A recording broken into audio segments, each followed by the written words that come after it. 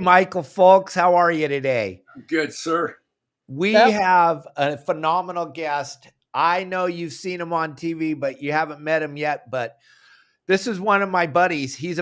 We met each other doing trade shows 20 years or 15 years ago. We're still doing them today. Paul Hebert, welcome to the show, buddy. Thanks, Dave. Yeah, it was at the Fred Hall show. Yeah, it was a long time ago. Yeah, that was so fun.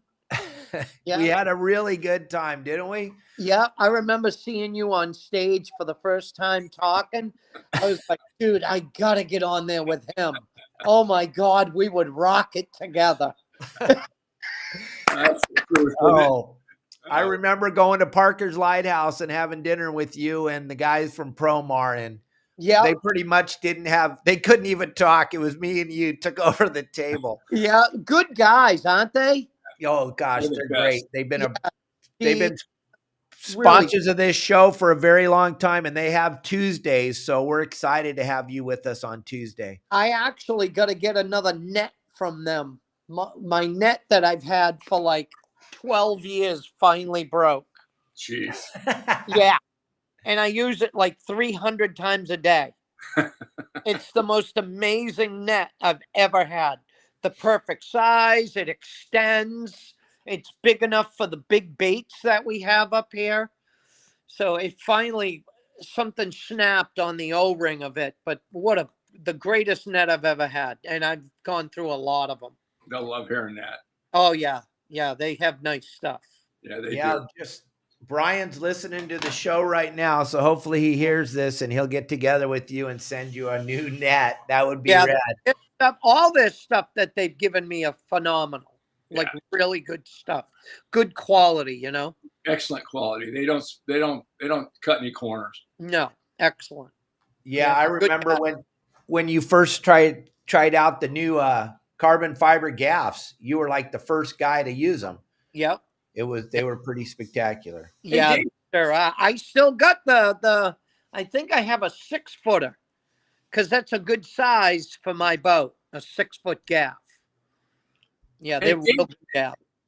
Didn't Promar start off with commercial gear, making stuff for commercial? That's why they've always done like an industrial strength version of whatever they do. I know everything that I've gotten from them is super, super strong, and it lasts. So when I met them in California at the Fred Hall show, that's when we got together, and I told them I could use this, this, this. I have everything they've given me to date. And this was back in 2013, and I still got it, you know, and we beat on our stuff, 7 days a week. That's a decade old stuff you're beating up. Yeah, absolutely. This stuff lasts for sure. For sure. High quality. Yep. So I want to talk about the Wahoo, and then we'll talk about my tuna. Okay. Yeah, the Wahoo are biting down here right now. It's time. It's the season. It is. It's ready to go. You got to get your butt down here. I got to get down there, yeah. Well, now that I have time, I told you I got a few things I got to take care of, but there is, I do have plenty of time, you know. Can you talk to us a little bit about what we were talking about before the show started off camera? About the show, the new show? New series, or is that all secret show? So this new guy, his name, a friend of mine was out in LA, and he was at some sort of convention, and there was all kind of actors and, actresses there. And he was discussing with the guy from The Office, the TV show The Office. He was talking to him, and he was like, my friend Jamie was like, yeah, I'm good friends with the Wicked Tuna captains. And then his agent heard him say that, and he walked over to him. He said, did you say you're friends with the Wicked Tuna captains? He's like, yeah, they're all my good buddies. He's like, oh my God, what are they doing now? And blah, blah, blah. And he's like, well, what they want to do is they want to get something going again, but they don't want to actually fall into the Wicked Tuna category because the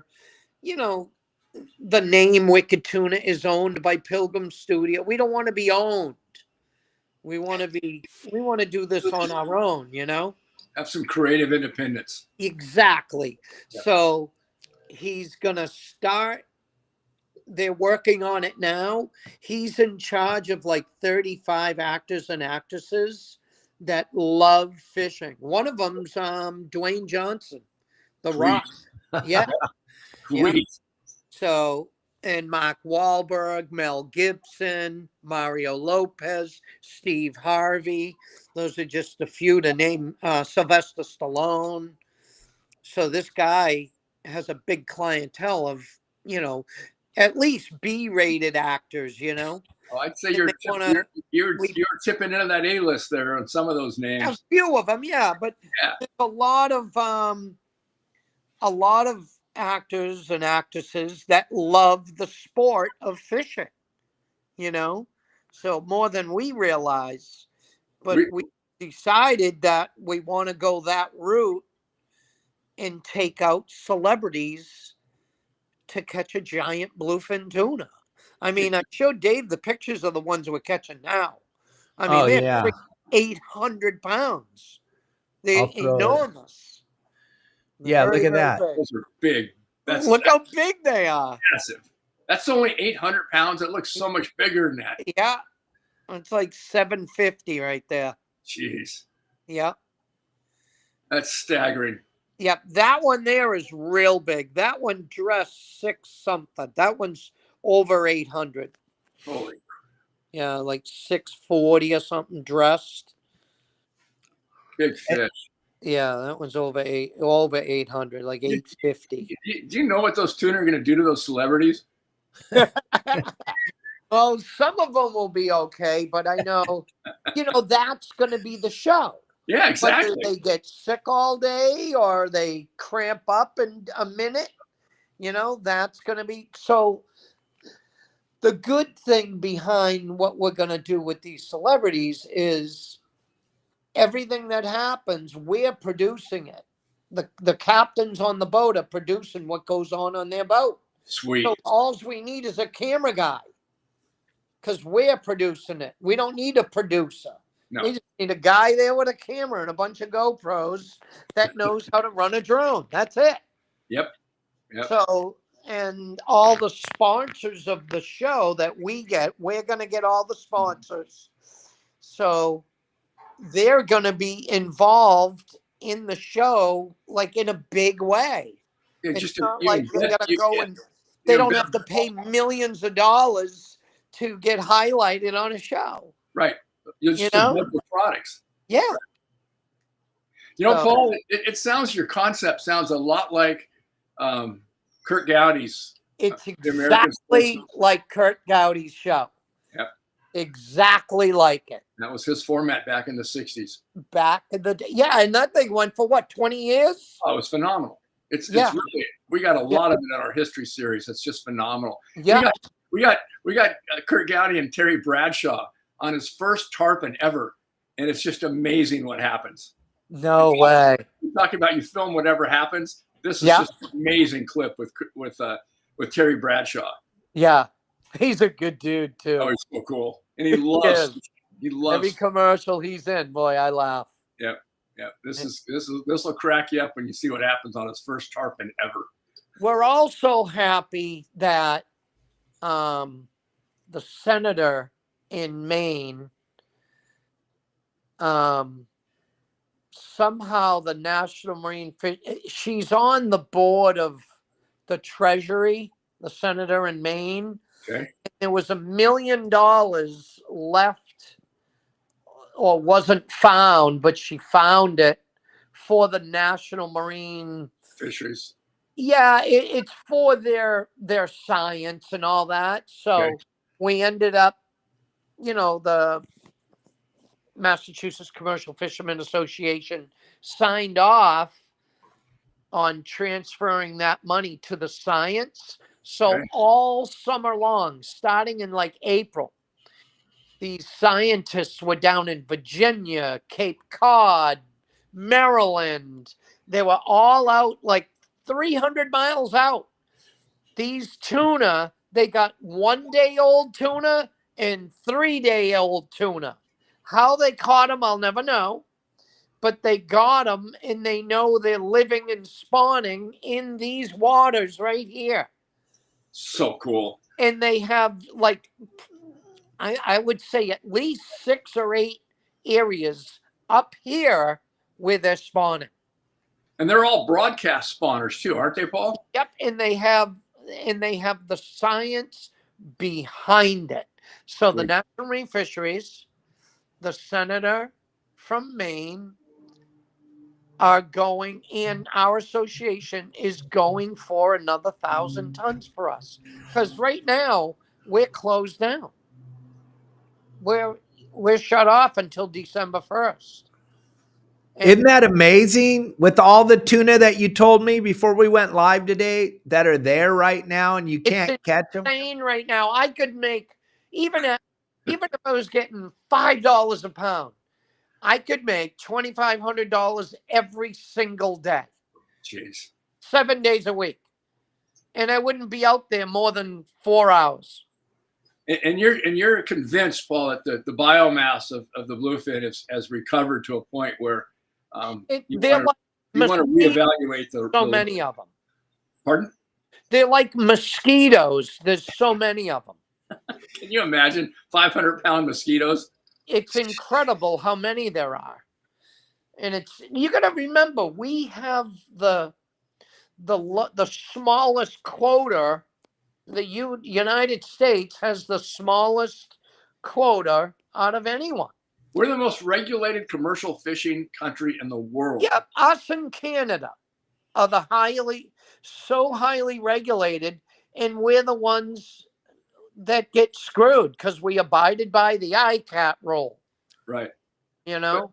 But Paul, look at hopefully, I mean, I think so much of our fisheries management has been through emotions and not science. Oh, of course it has. And not science. It's politics and not science. Yeah. So I think if we get the science involved, then I think hopefully the politicians will adjust to the science instead of making decisions on, virtual signaling or whatever, feel-good crap.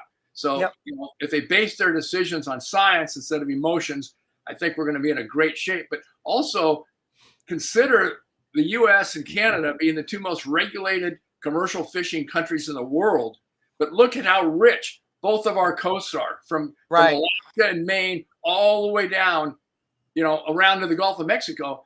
I mean, we've got the best fisheries in the world, and we the most sure do. species in the world. We regulate it. We don't kill it. Exactly. We didn't abuse it, even though it's painful to be told no.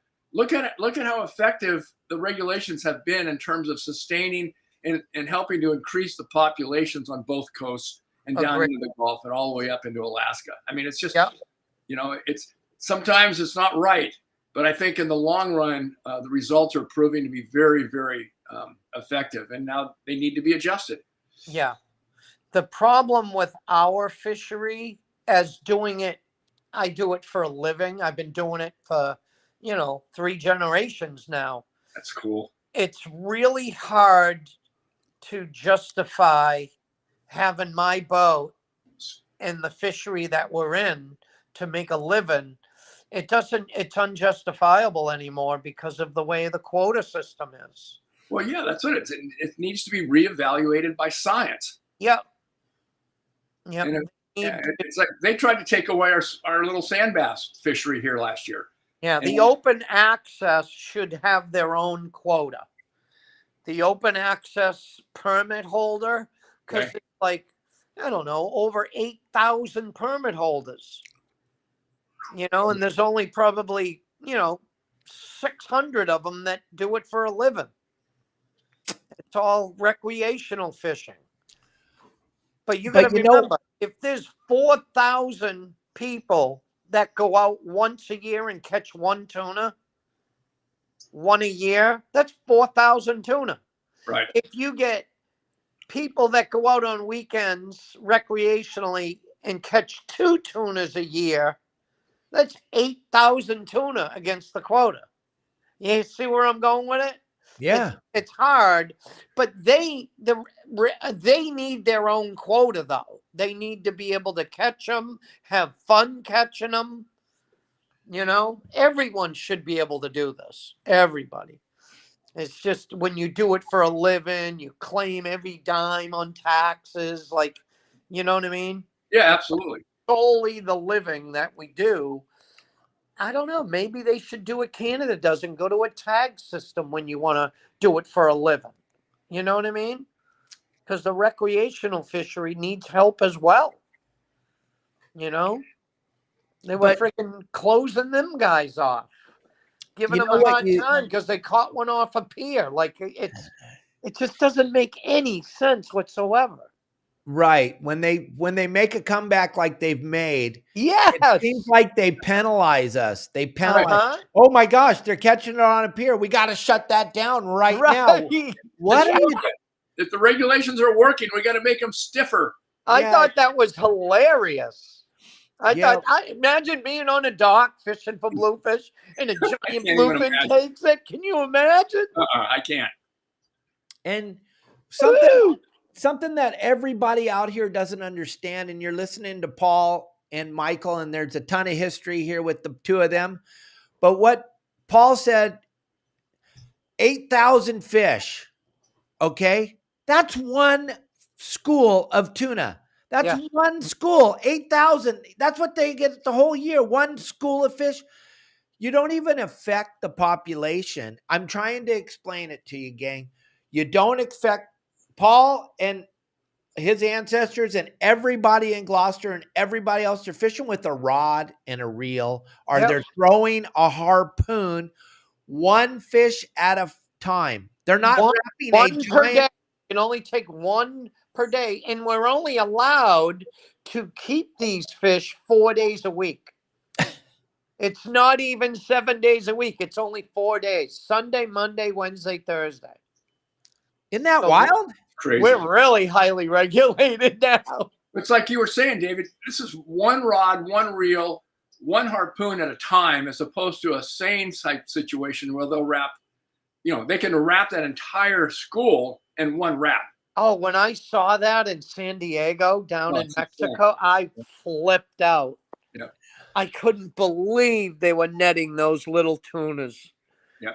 I couldn't believe it. I'm so glad they stopped those guys. Well, That's Mexico, and they're a tune. They have their quotas too. They just don't have the same quotas that we have. Right? Huh? They weren't getting monitored. They were overfishing their quota. Yeah, I don't know about that so much. I thought they kept fishing. They have like 30 something tons and they were catching like 80 tons. I don't know, Paul. I'd have to get in and research that before I can. I'm not gonna say anything. Fish big time. Dave's keeping his mouth shut.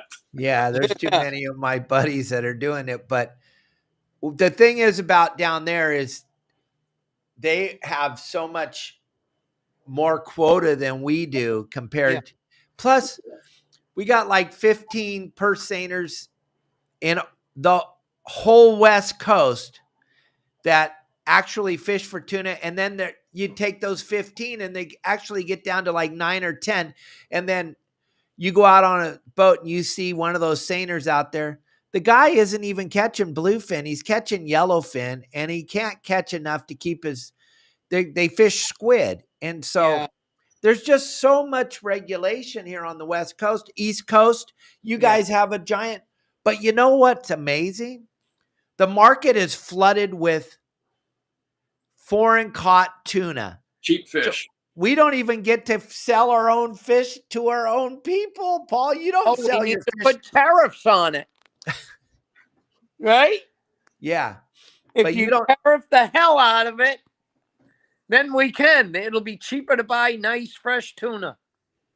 Yeah, but like Paul's tuna, when he catches the fish, and you guys see all about it on his show, and then that tuna doesn't even make it to the U.S. household. That tuna is going to China. That tuna is going to Japan.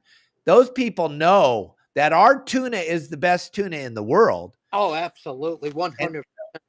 And me and you and Michael, we aren't buying our tuna because, for God's sakes, Our tuna is going to cost 3 times what everybody else's is going to cost. And we don't go by the quality. We go by the price. Right.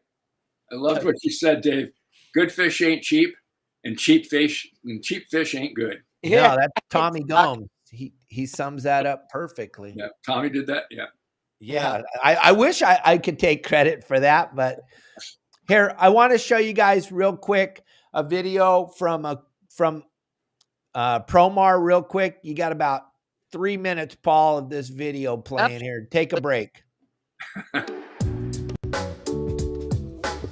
This is the Promar Ahi booth. Now, last night at the new product showcase, I looked at some of the lures, and the nicest lure that I saw on the shelf was the Ahi Ikara. So they have their new Ikara line of jigs. These things are absolutely incredible. I'm gonna show you them up close, but we're gonna talk to Dave here. Dave's gonna run us through the new lures from Promar Ahi and tell us what the features are on the lures. So now you corrected me and said these were slow pitch jigs? Yeah, they're slow pitch jigging is the new thing in the fishing industry. Everybody's doing the slow pitch thing. They're making rods for it and everything. So we came out with the Ikara line of slow pitch jigs. And the way that the fish react to them is absolutely incredible. Like you were mentioning to me, you could tell that they went to everything right. The hooks are perfectly weighted. Every part of the lure is weighted so that it flutters when it falls, and it looks just like a wounded bait fish. And it causes an unbelievable reaction bite. As we go through the line, we have them from 15 grams all the way to 150 grams. Okay, so we're talking saltwater and freshwater. Oh, yes, salt and fresh. I just did a seminar over at the bass tank, and every bass in there had the lure in his mouth at least 5 times. First off, I just got to say the quality and the detail on these things, you can visually walk by and see that these things are built different. I mean, the tiniest details on this, it looks like a real fish. 3D depth on the eyes. I mean, these things are unbelievable. Even the way the hooks are attached, they have like heat shrink sleeves over the tie-ons. I mean, everything was thought through on these lures that I can see from. You really have to fish with it to appreciate it. When you watch it flutter, it's incredible. And I know you couldn't see it in the product showcase how it flutters, but you can only see what you can see, but you recognized it, which was a good deal. Yeah. I'm gonna have to try one of these in some of the invasives in South Florida. Now, if I'm fishing for bass, which ones would I go for here? It all depends on the depth of the water. Okay. If you're gonna fish the shallower water, you see the smaller bait, the largemouth bass or the peacock bass or the smallmouth chasing the small bait. This is gonna replicate that small bait inside there. Okay. So you're going to throw this on a spinning rod with maybe some 6-pound or 8-pound because you're trying to get a reaction bite on that fish when they're on the small bait. You can't fish it with very heavy line because then it won't do the flutter as it sinks. So it's going to have to be a lighter line. Okay. As you move up to the weight, then you can move up on your pound test. Now, how come they didn't put treble hooks on these? Treble hook's not going to allow this to flutter the way we want it to flutter. We've tried different treble hooks. So the smaller treble hook will allow it to flutter, but then you won't hook it. J-hook, the way that it's weighted on here and the way that it's rigged, it's ready to go right out of the package, but you're also going to hook the fish when he eats it. Well, straight Dave, up and down. They look beautiful. I appreciate the lesson you just gave me here, and I appreciate it all, man. I can't wait to try one of these things out. All right, there Thank you very go, much, gang. Joe, for check that out. Promar. Everything you need, 15% off. Go over there and check it all out. Like Paul was saying earlier, the nets, quality. His gaffs, he uses the Promar gaffs. It's just so much quality, so much good stuff. Check out Promar, 15% off, promarahi.com. Yep, they show awesome stuff. I can't believe I've had that net For 10 years. 2013. 12 years. Yeah. 12 years. Yeah. I mean, it's hard to imagine a net holding up for the amount of years, but 12 is pretty like staggering. I used to, because we had a couple years here. I like how you can extend it. You can unscrew it a little bit and extend it because we would be bringing up a hook bait and squid would be attached to it. So you reach underneath it and you get the squid in your bait. Had them right with it. Yeah. Best net I've ever had. The best. They're not gaffing, or they're not netting 500 to 800 pound bluefin though. No. Yeah, the ones that I showed you. So we took a few charters last week, And these guys were captains from Florida, Clearwater, Florida. And I took them 2 years ago, and we had caught one. This time they caught 3. They caught 3. I sent you the video, Dave. Oh, yeah. Holy shit. Oh, my word.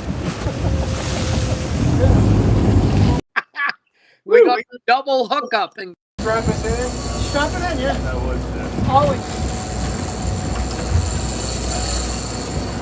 Yeah. Let the anchor go. Go, go, go, go, go, go, go. That's all right. Let this one run. Watch out.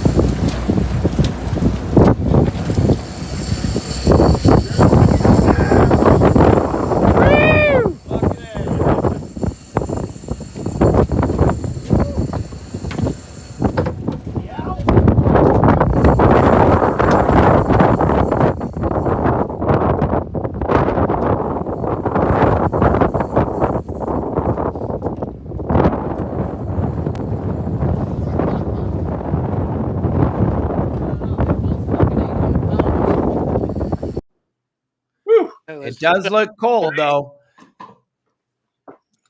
That was fun. And they were all, between 600 and 900 pounds. They were all huge fish. I was the only boat out. Yeah, you were. Look at that weather. I know. Yeah, well, my boat can handle it. You see how it is off of the anchor? It just sits there. Yeah. Right. Well, the boat's 15 feet wide. It weighs 42,000 pounds. It's nice, heavy boat. It's nice, Big, very big. seaworthy. Big, beamy, seaworthy girl. It really is. She's Yeah. a beautiful boat. I love her so much. You can tell. Very lucky to have it. But yeah, one of those fish, we let him run. He ran for like 15 minutes while we reeled the other one in. And then we got that one in. We tagged it and let it go. And then we got the other one in. Very cool. So the fish, it was a double hookup. And then the fish that was on the starboard side, you just went ahead and let him run while you guys did one that started off on the port. Yeah, all he does is swim out there with all that line. Right. Line keeps the tension on it. Yep. We loosen up on the drag a little bit because of the wind and the waves, and he was just fine. If you're going to start doing celebrities, what about strapping them to a stand-up situation and not letting them fish off the rail? So, one of the guys, Shimano, gave me a reel, a 50, and a harness. To do that, I was supposed to do a segment with Rachel Ray. Okay. For some reason, something happened with the weather came in because she didn't have a lot of time because she films a lot. Right. And we had this date set, a 2-day date, and it was really bad weather. So that didn't work out. But I still got all that, So you're going to harness her in and let her do it stand up? Absolutely. I love it. I love it. I'm going to help her. But if you're going to do celebrities, strap them in and make them do it old school style. We had the Aftco. I think it was a big Aftco harness. Yep. With a Shimano rod and reel. Like beautiful. I haven't even used it yet. So I would love to do that. Dave, come on out. Well, I'll let you. No. I'm not. We'll let you do stand up on one of these things. I'm strapping myself into a tuna. Oh my God, I couldn't. Over 50 or 60 pounds, I don't want to pull on them anymore. They hurt. I'm over it. Yeah, they hurt too much. I'm glad I could just drive and laugh. Film. But I think with your celebrities, if you're forcing them to do it stand-up style, you're going to get some great action as opposed to just leaving the rod and the rail there. I totally agree. Because out here, we can still use the heavy leader. Right. Just use a lighter main line. We can use like 100-pound test main line. Or even 80-pound test main line. Because you're putting 50, 60 pounds of drag on those little reels. Oh, yeah. 130, 130 Spectra. What's your leader? 300 pounds? My lead is 180. 180. Oh, okay. 200. Yeah. So John Stanley asks a question. What's a broadcast spawner, Michael? Broadcast spawners are basically the females and the male fish get together, and they get together in the same area, like the downtown bar, and then the males and when the female secretes her eggs, the males just they just drop their sperm on top of it, so it's all floating.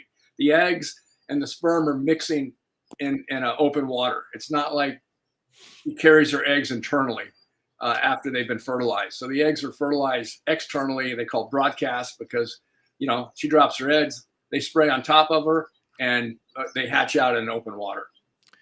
What are you doing, Paul? You're getting outside where there's no internet. I can't believe how beautiful it is out here today. He's just taking a walk. Part of my garden. Oh my God, you are such a character. So I'll let you in on a little hidden secret. I'm totally into gardening now, big time. Me too. I love it. Like, I love it. Look at the tomatoes here. Sweet. It's like having your hands in the dirt is almost the same as being out in the water. I love it so much.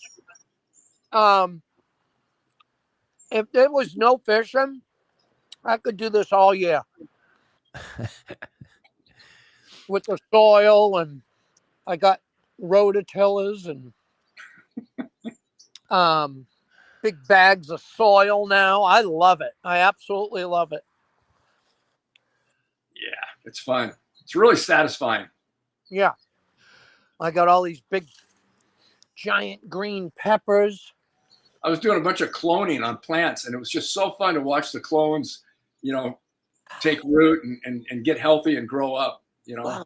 I can't believe they're still growing. It was 46 degrees the other night. That's getting cold for vegetables. Still growing. I mean, look at the size of Tighten the them. drag on this guy, will you, Dave? What? Tighten the drag on this guy, will Yeah, you? exactly. Where are you going, Paul? Come on, come back. Let's go fishing. So talk a little bit about what you were telling me before we went live about the fish not showing up this year. Oh, that was insane. So for some reason, We're losing you, buddy. You got to get closer to the internet. No, we lost him. He went outside the range there. He went outside the range. Now he's back in. He spooled us. We ran out of line. Anyway, water didn't get warm off of Gloucester and Boston. There was a few fish around. We didn't summertime. We actually had to postpone because it was that dead. As you know, the fishing was really, really piss poor for us. So we postponed them to the fall. And the water was so clear, 60 feet down. It was so clear. We had plenty of bait, but the fish did not show up. They showed up in Cape Cod, and they showed up but not central Gloucester area. Stellwagen Bank, for like 20, 30 miles, they never showed up. They were all off of Chatham in Nantucket. It was insane fishing off of Nantucket. Absolutely insane. Yep, the tunas were behind all the draggers. And the reason I wanted you to talk about that is because everybody that's watching this show's been learning about sand bass and the cycles of the sand bass and how they come and how they go. And I want everyone to understand it's the same thing with bluefin. It's a cycle. It's a cyclical fish. And these fish didn't show up there, Paul. But that wasn't a time to push the panic button because there was plenty of fish in other places. Oh, there was millions and millions of tuna down off of Cape Cod. Now, there was 15 miles of whales. You could go off of Cape Cod, and then you drive another 60 miles down to Chatham. That whole ride you'd see nothing but whales and sand eels. And the tuna would just, you could walk on them. There was so many of them, all sizes, 50-inch to 120-inch. Isn't that crazy? That is absolutely insane, because if you was. thought about it, these people that are setting these regulations, they're like, if it didn't happen the same way yesterday as it is today, that's a panic situation. Oh, yeah. Right. And the three of us sitting here, we understand cycles, and it's just take a deep breath. Yeah. Don't make a new regulation about something that's going to come back. And right now you're seeing it, Paul. Yeah. 40 years ago, when I was a kid, we had a year where no tuna came to the East Coast here where we are. They were all on the Buzzards Bay side in Menipsha, where they made Jaws, Right. down off of Menipsha Island, Cape Cod area, Martha's Vineyard area. The tuna were all down there. They just never came up this way. They stayed right there. They stayed We at all, they so stayed we at all the went down airport. there. And we lived in Menipsha. Yeah, we used to travel everywhere for these tuna. You know, sometimes they don't make it here. You got to go where they are. If you're going to do it for a living, you need to go get it. You know. And David, you were saying fish will migrate to where the refrigerator is. Yeah, they follow the food. Yeah, they go to the refrigerator, and that's their thing. Why go past it if you're already there? Right. Yeah, they didn't leave. That's for sure. So we get this bait fish called pogies. You guys ever see those? The bunker. Don't know. It's a Tell us. fish, mostly the striped bass. Love them. But the tunas, they get all disorientated in the pogie schools, and they never come out. They never leave. Like in Cape Cod Bay, there were so many pogies in the harbors. The tuna were going right into the harbor and eating the pogies. Oh, jeez. It was absolutely insane. And when the tuna are fixed on like how they tuna in San Diego were on those little red crabs. Right. Right? Yep. They wouldn't eat anything else but those little red crabs. Yep. Remember? I remember being out on the long range boat, and we couldn't catch any because they wanted those little floating crabs. Little red crabs. Right. Micro baits. Yep. So 2 eyeballs and a wiggle. If you did not have pogies, you were not going to get a bite. That's how it was all summer long. It's funny you say they get all disorientated in those big dins of bait. Really do. It's like really do. They don't care what boat's there. If they're feeding, they could care less. Nope. Nothing's going to spook them off. Yeah. I think they're the most precious, most beautiful fish in the entire ocean. I really do. They are magnificent. They're very impressive, aren't they? Yep. Yeah. And the fact that they're able to oxygenate so fast during the battle, that's what sets them apart from any other fish that I've ever fought with, besides maybe a swordfish. But, compared to a yellowfin, the bluefin just oxygenates so fast. They just revitalize their muscles, and they never get tired. I don't know how they come back, but boy, they're just you gain a respect. Like I've been doing it my whole life. I used to watch my dad and my older brothers do it. Cool. Wow, when I was a little kid, I was like, I can't wait to do this, Pretty exciting, My family caught them with ropes. Yeah, talk about that for a minute. Talk about that hand line and stuff for a minute. Let everyone know. Is absolutely insane. So we had a basket, and it had 600 feet of rope in it. Like literally anchor line, like, 3/8 rope, 600 feet of that. And then it had another 150 feet of gangent, like parachute cord or harpoon throw cord. And then you have your big swivel, then your leader. And that's how we used to catch them. Isn't that crazy? Would you throw out a buoy when they got to the end of the line, or how would you handle it?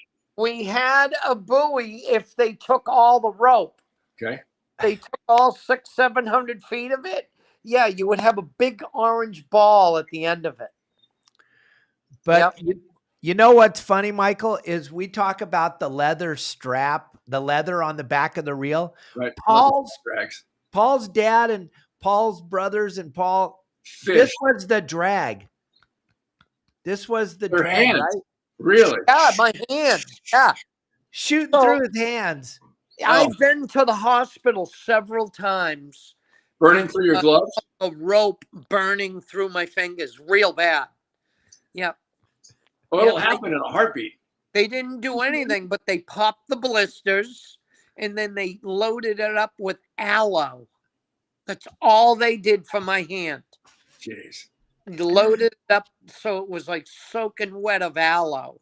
That's all you could do. And I remember, like, after a couple of days, I had to take a couple of days off because I couldn't close my hands. I'd go down to the boat and I'd try to grab because we used to chum. We were chumming back in the day. I used to try to help with the box. I couldn't move my hands because the blisters would, heal over and turn into rocks. It was awful. Ugh. I'll never forget it. No. And we used to making fun of people that were using rod and reel. Right. They were the smartest people on earth. We used to go, because rod and reelers used to take a long time to catch their fish, and we'd catch them in like 5 minutes. Well, that's when you guys came up with the rod tech, the leaving it on the rail, right? Absolutely. Yeah. 100%. The guys with the rods, they in the chairs, they were the smartest people of all. And here we are. We were making in fun of them because we were these big commercial guys with hand lines. Yeah. Right. Your hands are in the doctor's office most of the time. Yeah, that. And now I have back problems. And I'll have, all my brothers have that. They're all half crippled, my family, from the way we beat ourselves up back in the day. They're just brutal fish. Yeah. Yeah. I mean, you're doing battle with 2, 3, 4, 5,000-pound fish. Yeah. I find myself very humbled and blessed after seeing how the world is today. Yep. Kids, if they ever had a chance to do what I did when I was young, I had the best childhood anyone could ever ask for. It was hard work, but I loved it.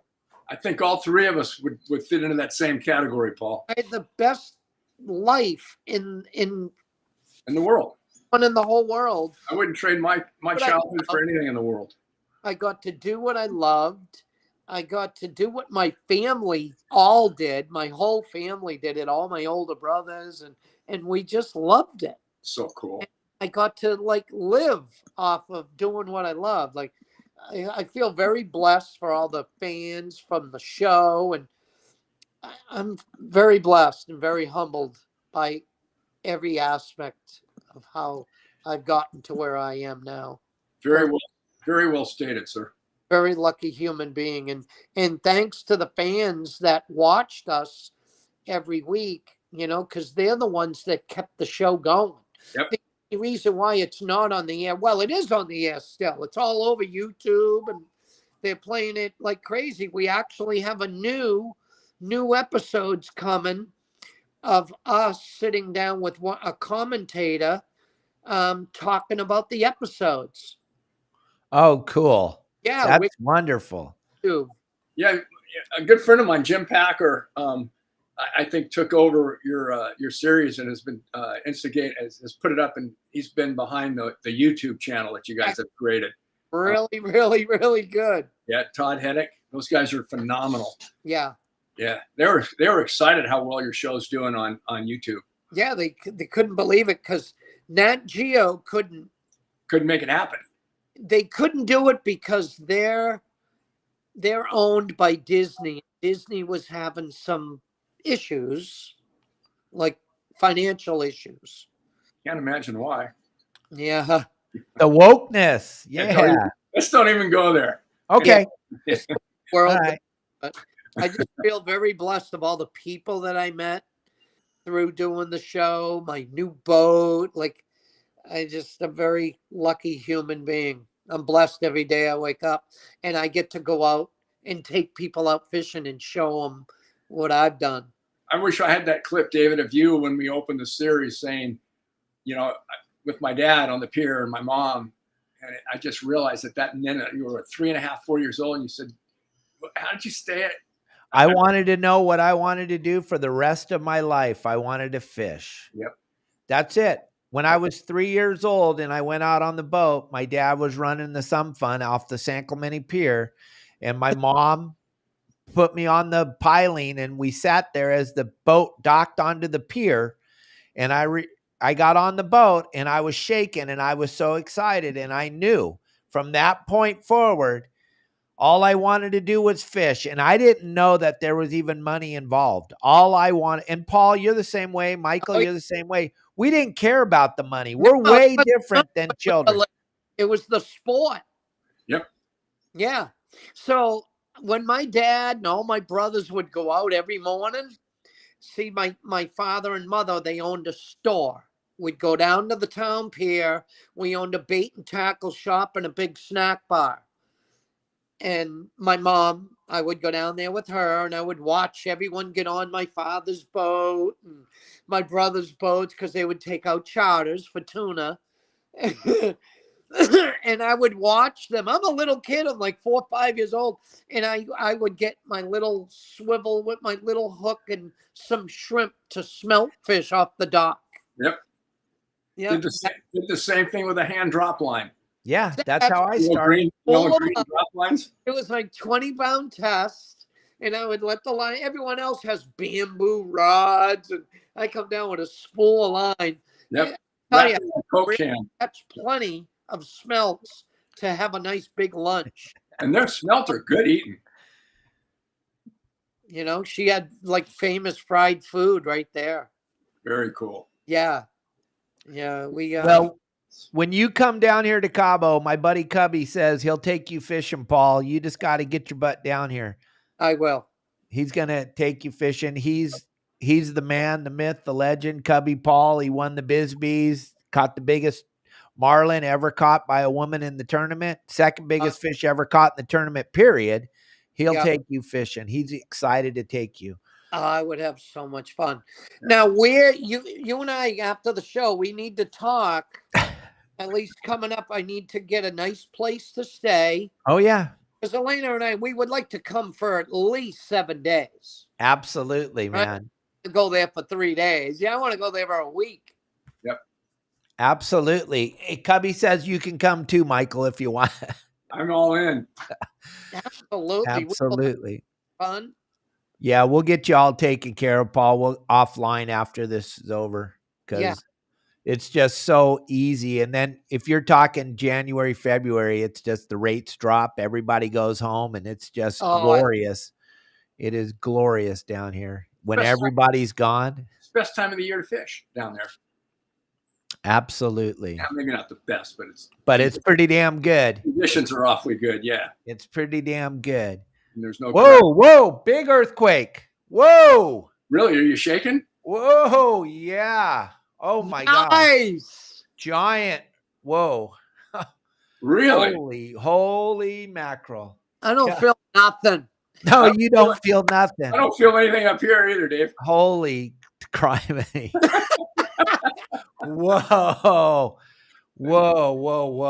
And that's a week after your hurricane, right?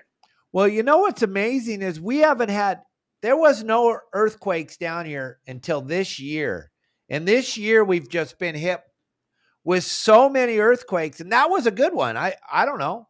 We'll find out where it was centered here in a minute, but that was a whopper. That was a friggin' whopper. I'm shocked.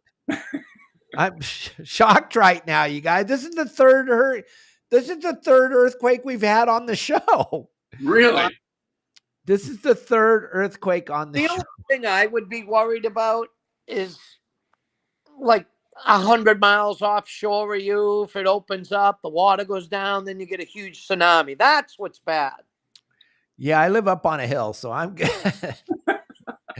But yeah, it would wipe out Cabo pretty good. You'd be oceanfront if it hit. Yeah, we'd be all good. Yeah. But that was a whopper. I felt it good. That is cool. Oh my Now, gosh. it's that little what we're looking at right there, Dave. Oh my gosh. What'd you say? What we're looking at right there, that little area of water. Oh, that's Dana. Oh, that's Dana Point Harbor. Oh, okay. Yeah, that's Dana Point. That's our harbor. That's my dad.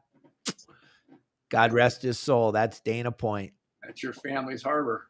Yes, sirree. They basically built it, Paul. Amazing. My dad was the very first business in that harbor in 1971. Running out of a little construction trailer, right? Yep.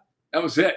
We had the boats. Dirt We had the boats off the San Clemente Pier, and then in 71, my dad had to make a decision: take the concession in Dana Point or stay at the pier and go out of business. And thank God he picked the opposite. He picked the going in Dana Point Harbor, and the rest is history. We're the oldest business in the harbor. We're the longest running, and we're the most successful. And you're still family orientated, family run. Yep. My sister runs the whole show. My brother's down there all the time. And that's the thing. They're doing it today. And you can't get any more history than the three men right here. You guys, we got it. Well, it's been a life, like you said, Paul, lived out of passion. And lived with respect and love and gratitude for just having had an opportunity to basically spend our entire lives in and around and on the ocean and on the water. I grew up, I'm the youngest of 6 boys, and we never really had money, but we had boats. We had a big home. We had clothes. You know, we had all those things. You know, we had hockey equipment and hockey sticks. And, you know, we had stuff, but we never had money. But we had fishing, which trumps everything that we did. It didn't matter. Summertime was it for us. Yep. And that was like, you can't even put a price on what the memories that I have. No, they're precious. And they were only worth a nickel. You were only getting like $100 a tuna back in the day. Well, it's like you said, you've lived a very rich life, but you haven't gotten rich. But you wouldn't trade what you've had, the experiences, for all the money in the world, because you can't compare. Yeah. We only got one shot at this thing, so live it fully. Yeah. We're here for a very short time. Yep. It's like the guy said when I was sick, he goes, "You want to hit the grave with all 4 wheels spinning and the gravel flying." That's a great one. I love it. Yeah. Wow. And you know what? We got to make sure that we keep, it's up to us, Paul, Michael. We got to keep fishing open, guys. It's so important for the children to experience just a part of what we experience. Yeah, the world's changed, but oh my gosh, fishing has absolutely molded the three of our lives like you can't even imagine. If it wasn't for fishing, who knows if the three of us would be sitting here on the planet right now. We've caused some havoc in our lives. Yeah, I agree 100%. I mean, you know how many lives you can change and personalities you can curve and mold by taking somebody that's like in a little trouble, like a young teenager, and you take him out and he gets caught in and he's hooking up to a tuna or a marlin and he lands it after an hour. You would change that kid's life forever. Totally. Absolutely. My good friend. Said that. You can go to like where there's like, you know, a lot of kids, they're in homes and everything. They don't have families and parents. And you take one of those little kids and like, you know, in a partial gang, he's looking for something. If a young child is in a gang, you know, he's looking for a home. He's looking for a life. You take him out fishing and he has that one-on-one experience, him against the fish, that'll change his whole entire life. So if you have a son that's in trouble or having problems, call me. I'll take him out on the boat, change his whole life in one day. Yep. It changed mine. Yeah. That's a great thing, Paul. I never even thought of that. Yeah, call us. Any Right? one of us. Let Yeah. us know. We'll Anybody take that. has kids they know that are having a hard time, they're veering off, going down the wrong road, let us know. All you got to do is take him out on the boat and hook one tuna and let him fight it. His whole life will be changed. His whole It's life. so you know? true. It's so absolutely true. Well, it's a battle with him against the fish. He doesn't have to battle against people or hurt people or, you find your way. You find there's a dignity, a gratification. Yeah. When you land that fish, you're gratified. Like even if you get it in and let it go, yeah, you've still done battle with a magnificent creature. yeah. And you don't have to kill it. You just let it go, and that feeling of self-worth and this feeling of gratitude and excitement and adrenaline and everything that happens. It's just it's indelibly etched into our souls once that You know happens. how many people I've taken out on the boat and it totally changed their life? Like so many people that I've taken out that, they used to, these people would come just for one trip. And they go home, they buy a boat. Now they go fishing with their kids, and they just have a respect for the water now. Yep. And that's how all this began for us. It's all about. I took a friend of mine out fishing a while back, and he was up in the bow pulpit. We had a huge school of porpoise come in, and he was just screaming. He's my age. He was just screaming. He hadn't been much on the ocean very in his life, and he looks up at him and he goes, "Up until this moment, I never had any porpoise in my life." I thought it was pretty cool. My life had no porpoise. And I just went, yeah. No porpoise in my life. My life had no porpoise. Yep. So gardening is my new passion. You're gardening? I'm in love with the grass, and I'm putting new grass in my yard and all that. So living off the land. Right on, buddy. The land. That's what I'm doing. Absolutely. Well, tell us how we can see you. Yeah. What's that? Where can we see you? What are you doing right now? What are you building? What are you coming on to? What's going on in Paul Hebert's life? Well, right now, we're just doing some remodeling to the house.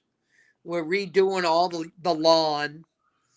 Because the yard, it took us, what I wanted to do was get this house. I wanted to live here a couple years and then find out what I wanted to do with it, what I needed to do with it.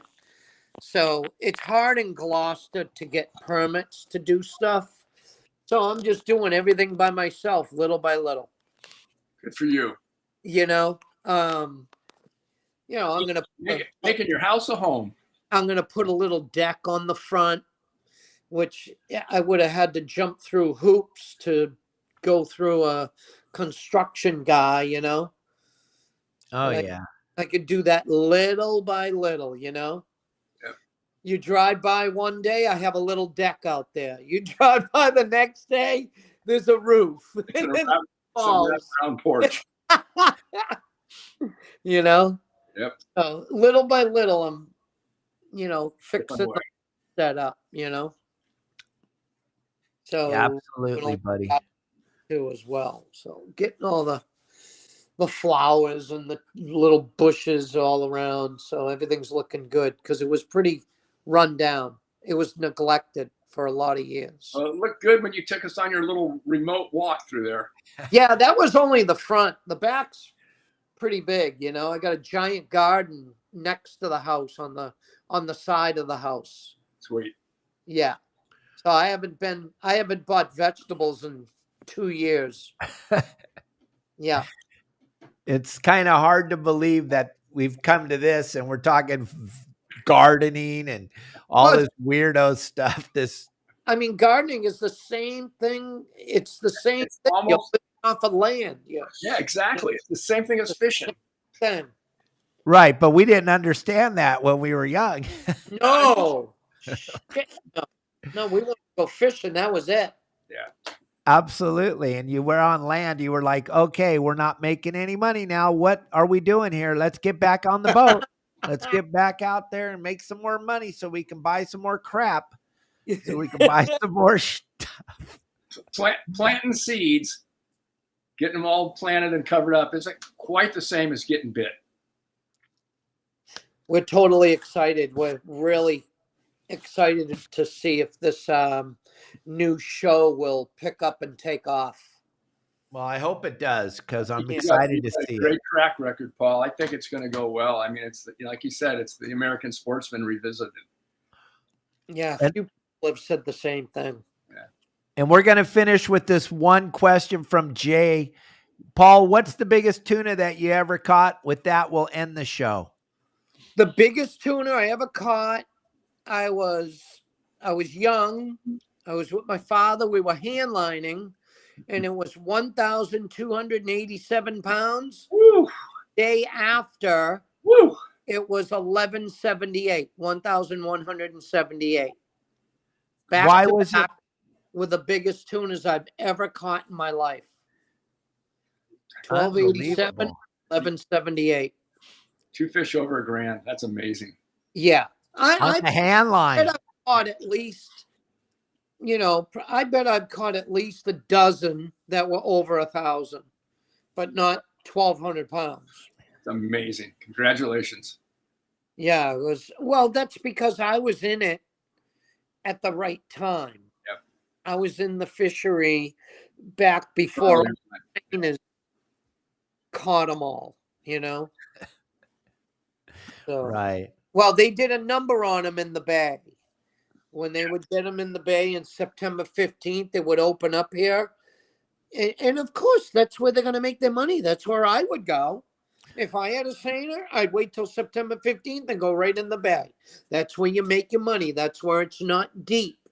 It's only 280 feet deep, and it's easy, and the fish are big, and it's in the fall. They can make big money off it. But each year, one of the ladies that her family owned one of the seiners, they got out of the business because each year they were making half of what they made the year before.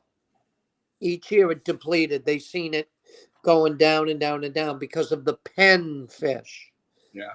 The fish that have taken over the market, that have set the price for us, are the fish that have been captured and put in pens. Yep. They get $20 a pound across the board. Their fish are gorgeous. Those pen tuna, oh my Lord. The whole back strap is like Toro. It's so beautiful. Well, yeah, they get to regulate what they eat. Right. Feed them all day, every day. They're just all day, eating mackerel, herring. super fatty food. They're just eating machines. And you look at the cost of doing aquaculture as opposed to land-based protein, and it's like a tenth of the cost to produce ocean-raised protein as opposed to land-based chickens and pigs and cows. It's a whole different mentality. But I think in the future we're going to see a lot more of it because they're getting it refined where the diseases they're able to keep control of the disease. They're using the entrails and the bones and all the skin and stuff that was normally just discarded. They're now grinding all that up and using that as feed. So I think aquaculture in the future is something we're going to see a lot of very soon. Amazing. Yeah, there'll be a lot of things changing soon. Yep. Before us. All right, Paul. Well, I know you want to get out there and play in your garden, so I'm going to let you go. We promised you an hour, and we went over a little bit, but thank you very much for taking time for me and Michael today. That was very, very nice. Do this anytime, man. When I got time, I'm here. Very cool, Paul. Thank you so much. I really appreciate it. You're amazing stories. Yeah. All right, buddy. See you later. All right, guys. Thanks. Good afternoon, and we'll talk soon, my friend.